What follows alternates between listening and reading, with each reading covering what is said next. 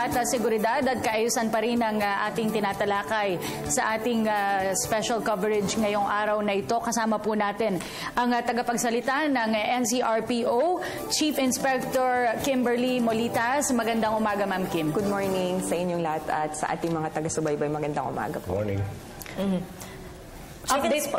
Sige, go ahead, Vivian. Yes, Chief Inspector, update po dito sa seguridad, lalo na po dun sa area na ginaganapan ng ating APEC Summit. Maayos naman lahat. Wala tayong nakitang mga insidente. Wala tayong na-record ng mga insidente mula pa nung nag-monitor tayo since Monday.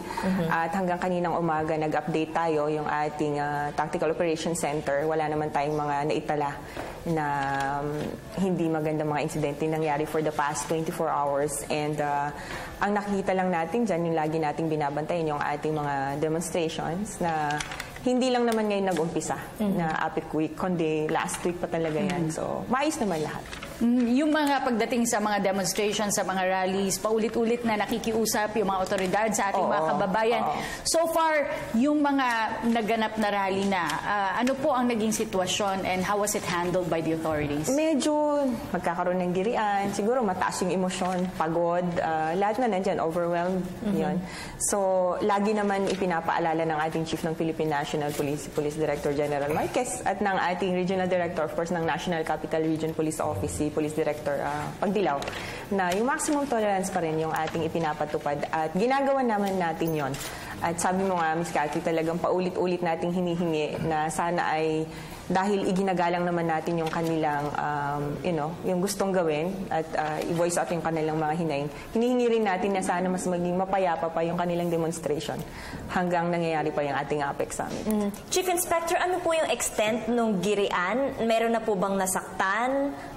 Wala naman. Ano lang, siguro I think they tease each other. yung ating mga nagrarally. Yung mga pulis kasi natin, hindi mo naman makikitaan yan ng kahit ano. Dahil yan naman ay talagang ginagawa natin noon pa na hindi talaga tayo nagre-react sa kahit ano. Pinapabayaan natin yung ating mga rallies na ipahiwatig yung kanilang mga hinaing. Pero dumadating kasi doon sa point naman na talagang siguro sa sobrang emosyon nila, talagang gusto nilang magkaroon ng reaction galing sa pulis, pero hindi naman po natin gagawin yan. So far hanggang kahapon, wala naman tayong nakitang hindi magandang Paano mo natin i-adapt, Chief Inspector, itong maximum tolerance? At ano talagang panuntunan sa pagsasagawa ng rally? Yan kasing CDM na, yung ating mga CDM kasi Civil Disaster Management groups natin. Sinasanay din natin sila na talagang kung ano pa man yung ating mga senaryo na nangyayari, ito dapat yung gawin o ito yung maging reaction. Pero hindi natin talaga makikitaan yung ating mga CDM personnel na sa kanila mag-umpisa yung aggression. Yan ay laging nag-uumpisa dun sa mga rallies natin taon-taon yan sinasanay natin sila na kahit anong pa man yung ating senaryo na mangyari, ay siguraduhin nila kung magkaroon man tayo ng girian at kung magkaroon man ng talagang hindi magandang insidente, ay siguraduhin pa rin natin na walang masaktan sana. And in the event na meron, ay kailangan masigurado natin na mabigyan kaagad ng lunas, both yung ating mga rallies at yung mga pulis din kung nagkaroon ng sakitan.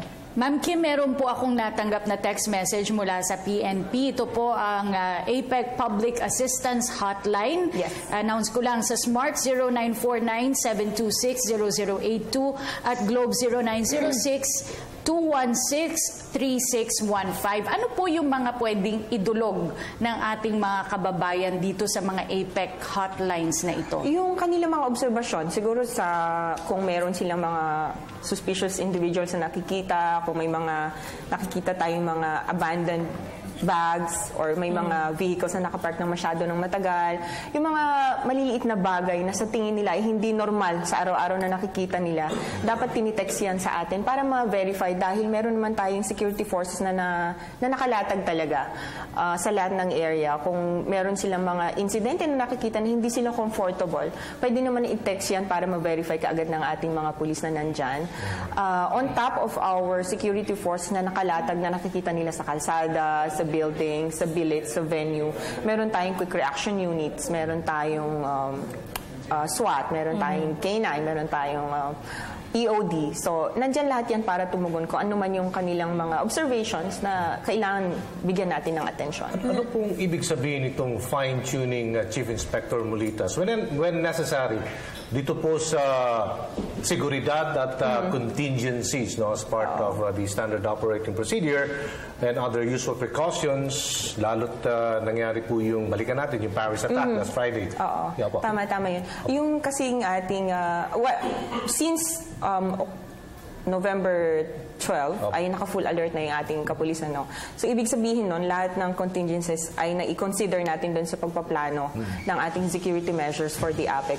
But then again, kagaya nung nangyari, may nangyari sa Paris at ito naman ay isang international issue na kinabibilangan din ng bansa natin because we also address the issues on terrorism. Ginagawa natin, tinitignan natin at nire-refine natin kung ano man yung preparation na ginawa natin for a worst-case scenario such as yung nangyari nga sa France na nagkaroon ng bombing. So, tinitingnan lang din natin kung handa ba yung ating mga bomb squads, yung ating K9, nandyan ba? Kung naipapatupad ba ng maayos yung security measures for the checking of luggages and everything else that pass through our security measures, yung ating mga vehicles din. At sa mga dumadating na mga bisita natin, kung na-check ba natin ng maayos yung kanilang mga bagay at lahat ng mga bagay na suspicious materials na pertaining or related sa ating mga bombing incidents na pinaghandaan. Follow-up lang po, totoo ba na ang PNP only raised its alert level sa pinakamataas na antas? Highest status because of this attack? Not really. Hindi naman. Dahil talagang dineclare naman natin yung ating full alert even before. In fact, kagaya nung katatapos nating undas, naka-full alert naman talaga yung PNP noon. And any other occasion that involves yung national natin, yung buong bansa natin, kagaya nitong APEC. Lalo na because we're hosting 20 other world leaders from other states. And gusto syempre natin din masigurado na wala naman masamang mangyari during this event. Yung pagdating at hanggang makaalis yung mga bisita natin, tandaan natin hindi lang, we're not just hosting 20 leaders from around the world, we are actually hosting around 20,000 more delegates. So hindi lang naman talaga sila yung binabantayan natin. So we have 20 other thousand more na mga foreign delegates na nandito ngayon sa Manila para gawin yung ating APEC Summit. Ma'am Kim, yung when you talked about the fine-tuning and the adjustments made dun sa security dahil nga in the wake of these Paris attacks, meron po bang mga major changes na isinagawa ang security cluster ng APEC? Wala. Dahil pag sinasabi kasi natin na full alert, we prepare for the worst case scenarios that can possibly happen in an event like this. This is a huge event. This is also part of our international obligation as a member of the APEC. At gusto natin na masigurado na kung ano pa man na may mangyari or huwag naman po sana, ay kaya natin i-address kaagad yung issue on security especially dahil alam natin lahat na pag seguridad ang pinag-uusapan, it affects all other aspects ng ating mga ginagawa sa bansa natin at ng ibang bansa din. In connection din po with this attack sa Paris, meron po bang head of state na nag-request ng additional or intensified security? Wala naman kasi nung preparation natin ng kanilang security package, kompleto naman na yan eh. So, pare-pareho yung ibinigay natin na security package for each leader na dumating. So, hindi natin binawasan, hindi natin dinagdagan. Pero what we have done is we have trained them fully for any, anything that happens. Chief Inspector Molitas, Aljo, bago natin ituloy ang ating interview, ay bigyan daan muna natin ang ulat ng ating kasamang si Elena Luna patungkol sa bilateral meeting ng Pangulong Benigno S. Aquino III at US President Barack Obama. Elena? Maraming salamat, Cathy. Nandito ako ngayon sa Sofitel sa Pasay City kung saan magaganap at naganap ang 4 sa 5 bilateral meetings ni Pangulong Aquino ngayong araw. Kanina sa bilateral meeting ni Pangulong Aquino at US President Barack Obama, nabigyang diin at higit kong pinagtibay ang pagiging magkaalyado ng Pilipinas at Amerika. Pinasalamatan kanina ni Pangulong Aquino ang suporta ng Amerika sa isinusulong ng Pilipinas na rule of law sa usapin ng West Philippine Sea. Inihayag ng Pangulo na ang Amerika Inihayag ng Pangulo ng Amerika na si President Obama na dapat itigil na ang reclamation sa South China Sea. Kinilala rin ni Obama ang inisyatibo ng Pilipinas na idulog sa Arbitral Tribunal ang usapin laban sa China para sa anyay paraang mapayapa at naaayon sa batas. Ayon kay President Obama, sinusuportahan niya ang adikaing pairali ng international law. Bilang treaty ally, sinabi rin ng Presidente ng Amerika na rock solid ang commitment ng Amerika sa defense ng Pilipinas. Pagkakalooban ng Amerika ang Pilipinas ng security assistance, kabilang na dito ang suporta sa pagpapatayo ng National Coast Watch Center. Ang Pilipinas ang isa sa mga bansang tutulungan ng Amerika sa maritime security capability sa pamamagitan ng Southeast Asia Maritime Security Initiative. Sa ilalim nito, pagkakalooban ng Pilipinas ng $79 million sa loob ng 2 taon. Sa naging joint press statement kanina ng dalawang leader na itanong ang EDCA at binigyang diin ng Pangulo na makakatulong ito para maiangat ang kakayahan ng Pilipinas sa larangan ng seguridad. Ayon kay Pangulong Aquino, ang Pilipinas ang isa sa pinakamatagal na kaalyado ng Amerika sa rehiyon at ang EDCA ang magiging daan para maibahagi ng Amerika sa Pilipinas ang pinakamodernong teknolohiya. Sinabi naman ni President Obama na makakatulong din ito sa pagpapabuti sa aspeto ng defense at humanitarian assistance ng Amerika sa Pilipinas. Batid ng leader ng Amerika na sumasa ilalim ang EDCA sa pagsusuri at deliberasyon ng Korte Suprema ng Pilipinas. Inihayag din niya ang kanyang kumpiyansa na maipapatupad pa din ng EDCA. Pagkatapos ng bilateral meeting ng Amerika at ng Pilipinas ay sinundan naman ito ng pagpupulong ni na Pangulong Aquino at ng Prime Minister ng Australia na si Malcolm Turnbull. Kanina ay nilagdaan nila ang 2 kasunduan. Ito ay sinapsehan nila ang kasunduan kung saan tinawag itong Memorandum of Understanding on Technical Vocational Education and Training. Samantalang nilagdaan naman nila ang tinawag na Comprehensive Partnership Agreement. Sa kanyang statement kanina, sinabi ng Pangulo na nabigyang diin ang kahalagahan ng pagtutulungan sa larangan ng politika, defense and security, law enforcement at counterterrorism ng 2 bansa. Kinalala rin ni Pangulong Aquino ang suporta ng Australia sa modernisasyon ng militar ng Pilipinas. Kabilang na dito ang donasyong 2 landing craft heavy vessel para sa Philippine Navy. Samantala, nagaganap naman ngayon ang bilateral meeting ni Pangulong Aquino at ni South Korean President Park Geun-hye. Mamayang hapon naman ay magaganap ang bilateral meetings ng Pangulo sa Prime Minister ng Russia at Prime Minister ng Canada. Cathy? Salamat, Elena Luna, nag-uulat via phone patch. Kasama pa rin po natin ang tagapagsalita ng PNP-NCRPO, Chief Inspector Kimberly Molitas. Ma'am Kim, kanina ay nakapanayam namin si AFP spokesperson Restituto Padilla and tinanong po namin siya tungkol dun sa video na kumakalat ngayon sa internet.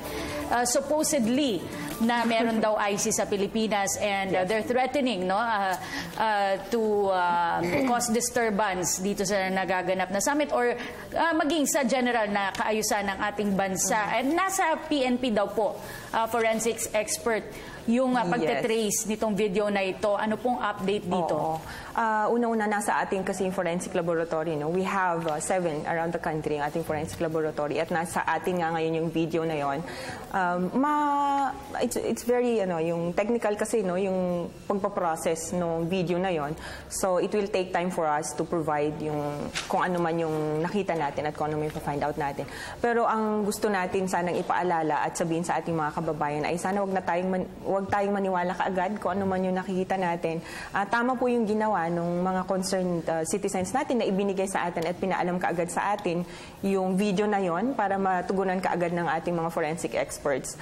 So sana po ay kung meron tayong matanggap sa ating mga phones or makita man sa internet, sana po ipagbigay kaagad natin sa ating mga pulisya para matugunan natin kaagad. And makita rin natin kung totoo ba o hindi yung mga nakikita natin, nababasa natin. Chief Inspector, balikan ko lang po itong doon sa hotline number ng PNP. Lahat po ba ng text messages ay ina-actionan po natin? Paano po natin malalaman yung mga hoax, yung mga nagpa-prank lang. At Oo nga. Wala pa namang mga pasok ngayon. Meron naman, alam naman gawin niya ng ating ng ating operation center kung ano yung dapat nilang i-filter. Alam na nilang gawin niya na they are trained for that.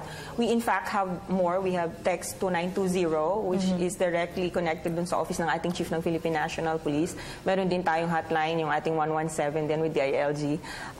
At lahat po ng mga, hinihingi rin natin sa ating mga kababayan na kung magpapadala sila ng mensahe o kaya kung may gusto silang itanong, sana po yung totoo lang para po makatulong tayo dun sa seguridad na pinapatupad natin ngayong APEC Summit.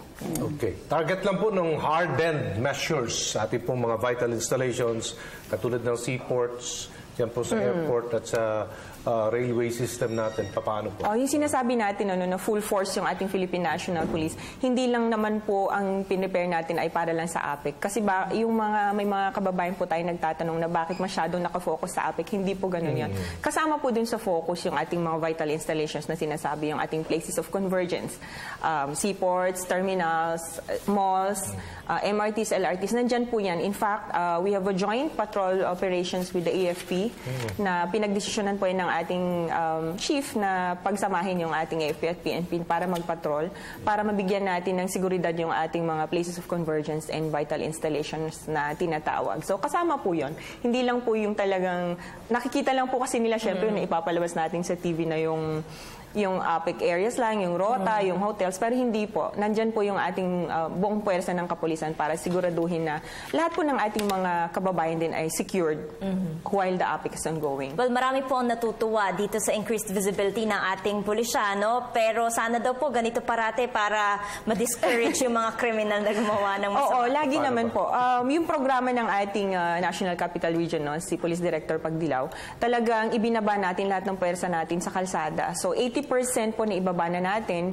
Yung total force kasi natin were 18,000. Sa NCRPO lang po yan, sa Metro Manila po. At halos 80% nasa kalsada na. So naumpisahan naman po natin yan kahit nung undas pa. So hindi lang itong APEC yung tinututukan natin. So hanggang tuloy-tuloy na po to, hanggang magpasko, hanggang Nazareno natin, tuloy-tuloy po yung ating presence on the ground. At sana po ay maki-engage din yung ating mga kababayan sa ating mga pulis. Nandyan po sila para sa inyo. 18,000 po yung mula sa NCRPO. Yes. Pero in any eventuality po, do we have augmentation force ready? Yes, nandyan yung ating augmentation force. Nandyan ang ating Region 3, nandyan ang ating Region 4, yung ating nearby regions nandyan. At sabi ko nga kanina, on top of the 18,000 that NCRPO is composed of, we have the other augmentation forces na nandyan and our special operating units na nandyan din para siguraduhin that everything will be secured. Everybody will be secured. Chief Inspector, ang PNP po ay nag-implement din ng gun ban sa Metro Manila. Opo. Paano po ba yung implementasyon po? Yung gun ban natin, yung temporary gun ban natin, ay naumpisahan natin yan noong 16th hanggang sa Biyernes po yan, sa 20. So sana po maki-cooperate po tayo, lalo na po sa ating mga gun holders, sa gun owners, na huwag na po tayo magdala muna ng baril natin hanggang the 20th. Lahat po yan na ipinapatupad, hindi lang po sa inyo, kundi sa amin din.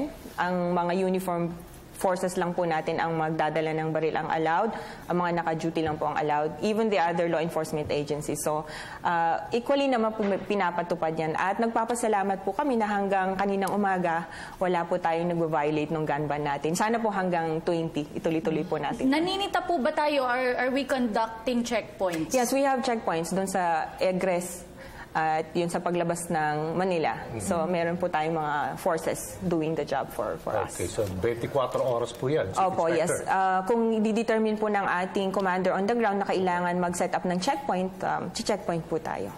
Kasi terrorists really strike at the most vulnerable area at yung most vulnerable time also. So, napakaiting ang seguridad na pinatutupan natin to address the needs situation drive designated on security airs with forces talaga. Opo. So tuloy-tuloy po yan, 24/7 pong naka-duty. Parang kayo din. 24/7 kami naka-duty para po masigurado natin na tuloy-tuloy yung tahimik na paggawa natin ng ating APEC Summit. Okay, Ma'am Kim, hindi lang po ang PNP ang naatasang magbigay ng seguridad dito sa malakihang event na ito. Pakipaliwanag po sa atin kung paano po ba yung sistema, ano po ba yung responsibilities ng PNP pagdating sa pagbibigay seguridad. For example, sa delegates po ba, kayo po ba ang sasama sa kanila or sa convoy po, yung Highway Patrol Group, I understand, no? Paano po yun? Kompleto siya ng security package. Pero pagdating po sa close-in security natin, yan po ang ating Presidential Security Group.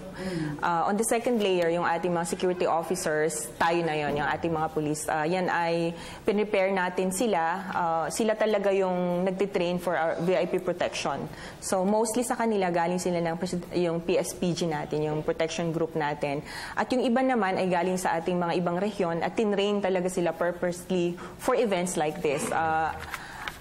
So yung iba, na-train na sila ng Asianapol natin, kung matatandaan nyo yun, yung ginawa natin noon. Yung iba, mga bago naman, tinuruan natin. But most of the security package na binigay natin sa ating mga delegates ay talagang tinrain at pinrepair natin for that occasion. Yung ating mga convoys, yan, nandyan yung ating HPG, kasama rin ang ating MMDA, and we have a joint task force with the AFP. So they do special operations for us. So kompleto yun dun sa ating security package na binibigay. Yung division naman po ng security management for not only for possible threats, kundi sa mga kalamidad. Kunwari, may mga mangyayari po mga toward incidents katulad po ng typhoons, earthquakes. So ready din po ang PNP. Ready tayo.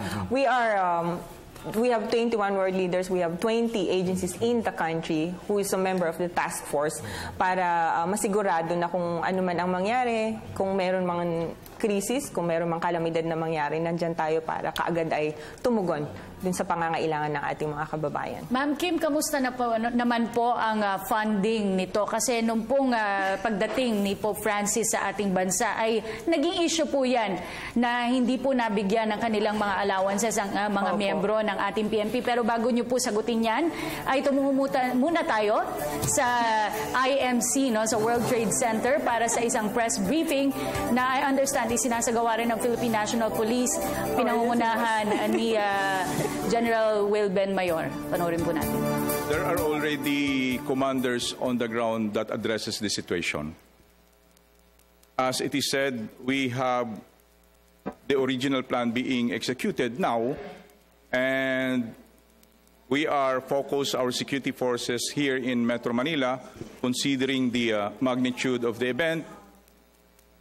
There are also, based also on the plan, commanders on the ground in any areas are the one responsible in their respective jurisdictions.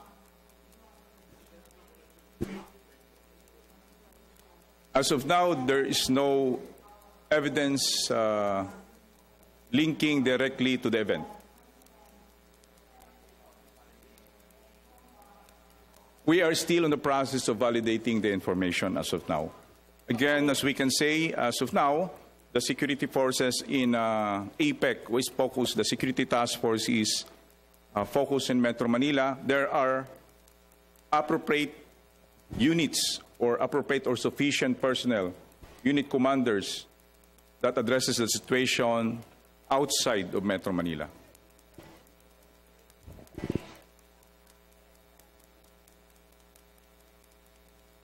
Excuse me? Did you adjust any of your security plans in response to the beheading of the Malaysian hostage yesterday? As we have said before, we stick to the original plan. The report you have mentioned is again on the process of validation and confirmation on the ground.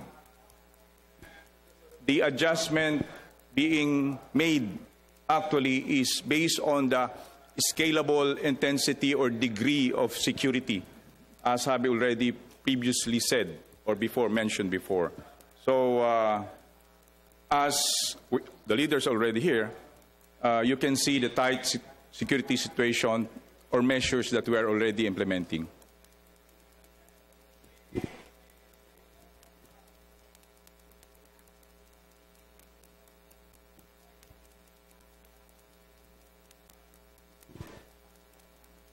As of this moment, none. Ani?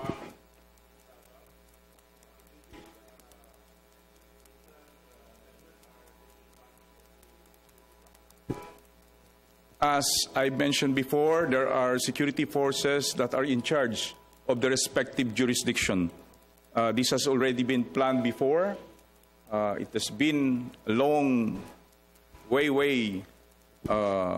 days and months of planning. We have already considered these things, and that's the reason why there are commanders that would take charge of their respective jurisdiction just in case there are situations that may arise, especially in this particular event. Sir, can I get back to the reported beheading? Could you tell us about the provenance of these reports that this hostage has indeed been beheaded, and how would you describe the credibility of these reports as you describe them? And that is the reason why we're still on the process of validating the information.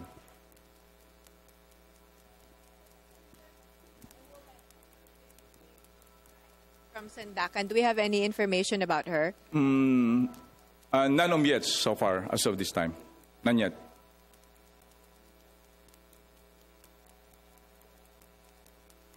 Thank you.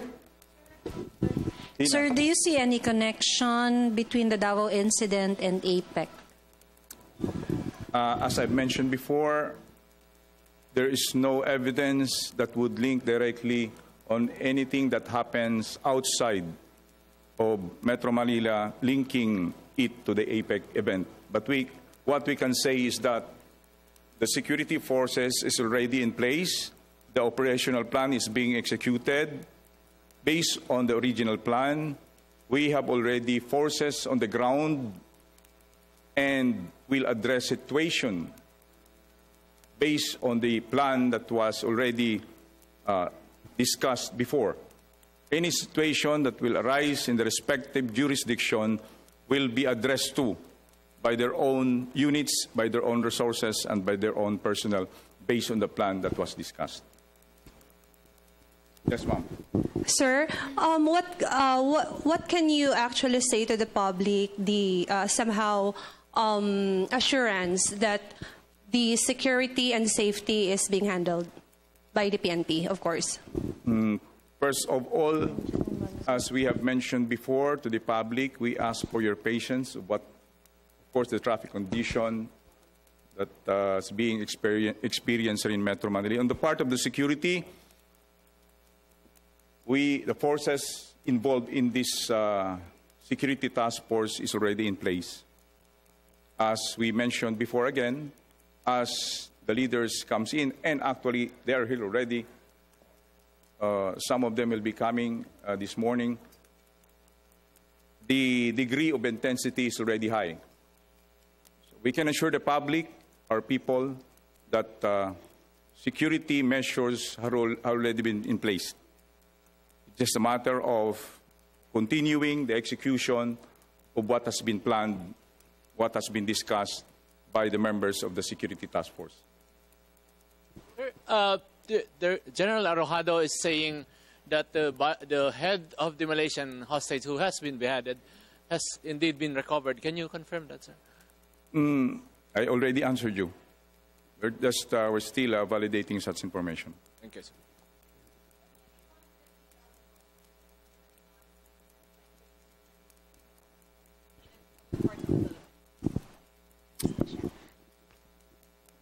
We have already given such pronouncement before that despite of the focus of forces here in Metro Manila, we cannot compromise also the security of our people because we know such situation may also arise in their particular jurisdiction. And that is the reason why, despite of the focus of forces in Metro Manila, we place all units in full alert status to ensure that proper response and sufficient personnel will address any situation that may arise in the respective jurisdiction.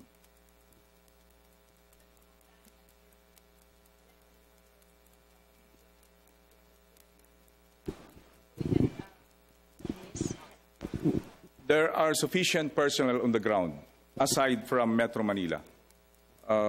We have already evaluated, assessed any contingencies that may arise, just in case the forces are here in Metro Manila because of the APEC event. Have here again, sir. I'm sorry. Though these are operational matters as we detailed the numbers, but this was already mentioned again before that the total forces or the personnel involved in the security task force is around 32,000. But these are combined forces from the 20 government agencies composed of the Philippine National Police, the Armed Forces of the Philippines, the Navy, Air Force, Maritime Group of the Philippine National Police, and such other agencies involved in the security task force.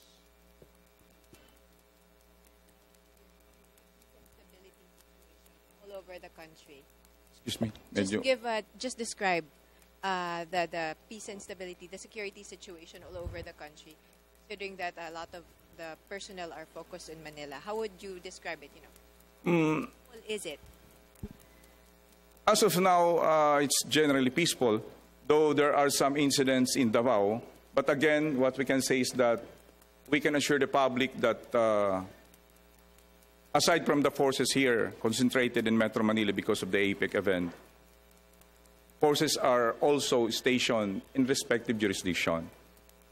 For the past weeks, we can say that the entire country as of now is the peace and order situation is manageable and generally peaceful.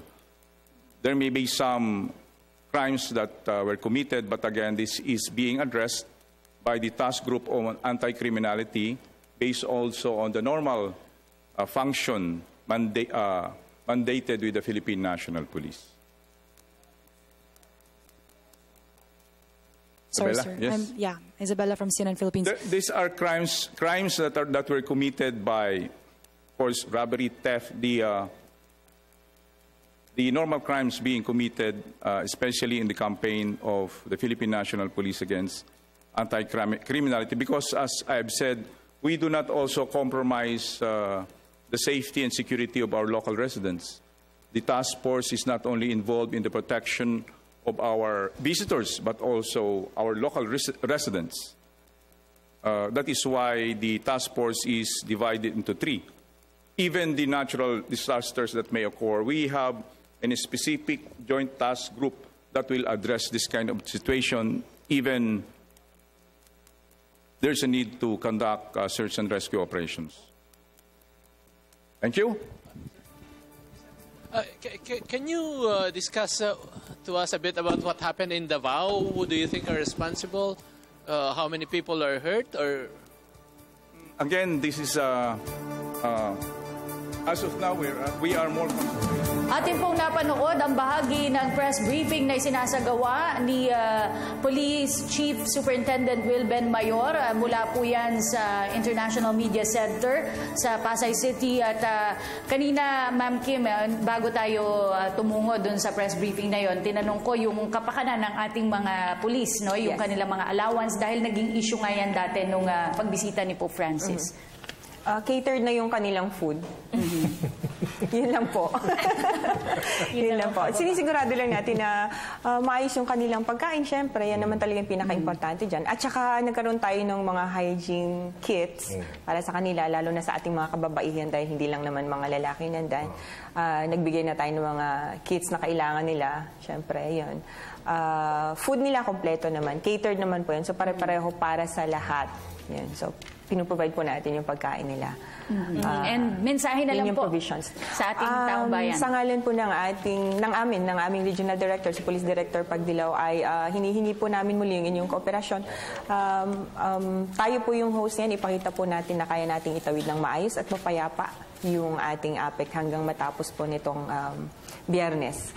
At kung meron po kayong mga concerns, sana po ay idulog nyo kaagad sa inyong pinakamalapit na himpilan ng pulisya para po ma-action namin kaagad. Maraming salamat po. Maraming salamat din po sa inyo, Police Chief Inspector Kimberly Mulitas, ang tagapagsalita ng NCRPO. Magbabalik pa po ang special coverage ng inyong telebisyon ng Bayan patungkol sa APEC Summit 2015.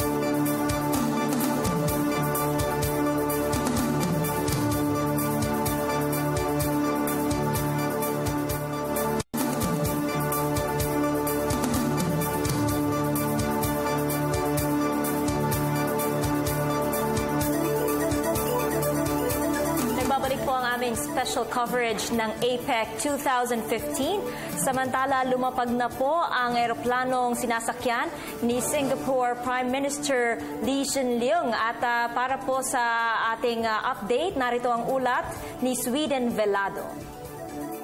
Maraming salamat sa iyo, Vivian. Matapos nga dumalaw sa G20 Summit sa Turkey ay dumiretso na sa bansa si Singapore Prime Minister Lee Hsien Loong kasama ang kanyang kabiyak na si Madam Ho Ching Lulan ng Gulf Aircraft. Ang mga sumalubong sa kanya ay sila Health Secretary Janet Green kasama si DFA Undersecretary Linglingay Lacanlale. Alas 10 ng umaga lumapag sa Pilipinas ang eroplano sakay ang punong ministro. At bukod sa AELMVIV ay nakatakda ring dumalo si Loong sa APEC Business Advisory Council o ABAC ngayong araw para sa isang dialogo. Tulad ng iba pang economic leaders na nandito na sa bansa, magkakaroon din si Loong ng bilateral meeting kay Pangulong Aquino kasama ang Singapore Ministry of Trade at ang Ministry of Foreign Affairs. Samantala, Viv, idagdag ko lang, kinumpleto na ng pagdating ni Japan Prime Minister Shinzo Abe bago mag-alas 11:30 nitong umaga ang attendance ng 21 mga lider at kinatawan ng Asia-Pacific Economic Cooperation para sa ika-23 APEC Economic Leaders Meeting ngayong araw. Kasama ni DPWH Secretary Rogelio Singson, si Philippine Ambassador to Japan Manuel Lopez na sumalubong kay Abe. Sa bilateral meeting ni Japan Prime Minister Abe kay Pangulong Aquino ay inaasahan namang lalagdaan ang kauna-unahang kasunduan na direktang mag-donate ang Japan sa Pilipinas ng mga kagamitang pang-militar gaya ng sasakyang panghimpapawid na maaaring magamit sa pagpapatrol sa West Philippine Sea. At yan ang mga pinakuning balita mula rito sa Pasay City para sa APEC 2015. Ako si Sweden Velado, Telebisyon ng Bayan. Okay, maraming salamat, Sweden Velado. At kasalukuyan pong nagaganap sa Makati, Shangri-La ang summit dialogue naman with Russian Prime Minister Dmitry Medvedev. Yan po ang nakikita nyo sa inyong mga television screens. Mamaya bibigyan po namin kayo ng detalye ukol dyan sa event na yan. Alright, samantala po ay marami kasi, no, Aljo, yung mga sabay-sabay na mga dialogue, mga keynote address dun sa iba't ibang venue na pinaggaganapan nitong summit na nag-umpisa nga ngayon. So nakasentro mamaya dyan sa arena, sa Mall of Asia, ang lahat ng mga foreign delegates. Kaya't napakahigpit ang seguridad. Ipatutupad ng ating mga otoridad. Dahil hindi nakalat ngayon kasi may mga iba-ibang lakad sila, no? Ngayon naman, mamayang gabi talaga yun ang pinakasentro. At koordinasyon at kooperasyon lang ang hinihingi ng ating mga otoridad sa lahat, no? Upang sa ganun maging smooth at maging okay ang ating pong pagdaraos ng APEC Summit dito po sa National Capital Region. Yes, kanina natunghayan natin yung mga dialogues, particular yung naging dialogue kay US President Barack Obama kung saan binigyang diin itong issue ng climate change at kung paano ito maa-address. At isa rin yan sa mga ididiscuss sa APEC Economic Leaders Meeting mamaya lamang po. Kaya manatili po kayong nakatutok dito lamang sa People's Television Channel 4. Oo, Vivian, next year, no? Kasi matatapos na ang pag-host natin itong summit na ito. Bukas ay closing na, no? At next year sa Peru naman ang susunod na host ng APEC Summit. Kaya meron pong naganap na closing address and invitation to the APEC CEO Summit 2016 sa Peru. Panoorin po natin ito. Alright, babalikan po natin yung closing address na yan na ating nabanggit kanina. So, kompleto na lahat. Dumating na lahat ng mga delegado, no? Ang pinakahuling dumating ang Prime Minister ng Singapore. And before that, dumating na rin sa bansa si Prime Minister Shinzo Abe ng Japan. Kaya't inaabangan, inaantabayanan ang pagkikipag-usap naman ni Prime Minister Abe at ng Pangulong Aquino tungkol naman sa tulong na ibibigay po ng pamahalaang Hapon, ng gobyernong Japan sa maritime security, sa pagdaragdag po ng mga barko, aeroplano at marami pang importante yan. Kailangan natin yan sa pagbabantay po natin sa maritime security particularly.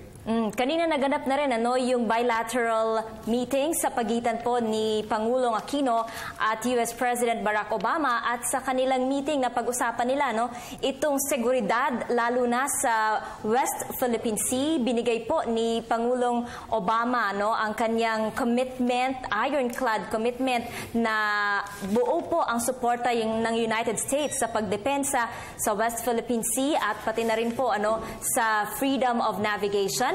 At napag-usapan din po yung Enhanced Defense Cooperation Agreement kung saan nagpahayag ng kanyang suporta ang ating Pangulo Benigno S. Aquino III dito sa EDCA. Malaki daw po ang maitutulong nito para mapalakas ang ating maritime security.